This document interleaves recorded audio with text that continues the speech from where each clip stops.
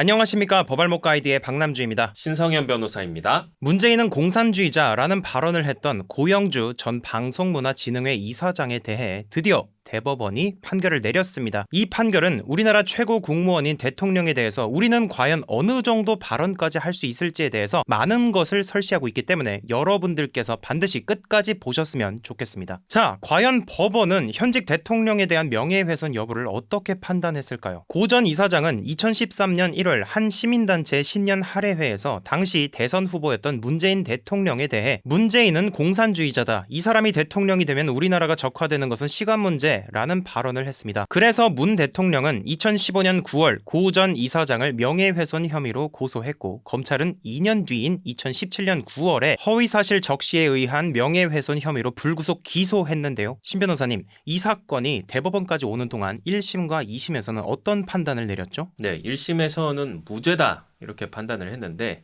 2심에서는 징역 10월에 집행유예 2년을 선고를 했습니다. 1심에서는 무죄, 2심에서는 유죄. 자, 그렇다면 대법원의 판단은 어땠습니까? 네, 대법원은 사실상 무죄다. 그래서 2심 법원에게 이거 무죄 취지로 다시 한번 판단해라 라고 돌려보냈습니다. 이게 이제 흔히 말하는 무죄 취지 파기환송이라는 것입니다. 그러면 대법원은 왜 이런 판단을 했느냐를 살펴보면 어떤 사람이 공산주의자다라는 것은 그 사람이 가진 생각에 대한 평가다. 이것은 구체적 사실의 적시라고 볼 수가 없다. 특히 이런 공산주의자냐 아니냐라는 이 평가는 정해진 기준이 있는 게 아니잖아요. 그러다 보니까 평가하는 사람에 따라서 매우 주관적으로 상대적으로 달라질 수 있기 때문에 이것을 명백하게 공산주의자인지 아닌지 판단할 수 있는 구체적 사실이라고 볼 수가 없다. 그러니까 이건 단순한 개인적 견해의 표명이다. 이렇게 보고 명예훼손은 성립하지 않는다. 이런 결론을 내렸습니다. 언론에 따르면 대법원은 공적 인물의 경우 비판과 의혹 제기를 어느 정도는 감수해야 하고 그에 대한 해명과 재반박을 통해 극복해야 한다는 점을 확인한 판결이라고 설명을 했습니다. 저는 이게 가장 중요한 부분이라고 생각을 하는데요. 과거 박근혜 전 대통령과 관련돼서도 이런 비슷한 사건과 판결이 있었죠. 네, 어떤 사람이 기자회견 도중에 박근혜 전 대통령에 대해서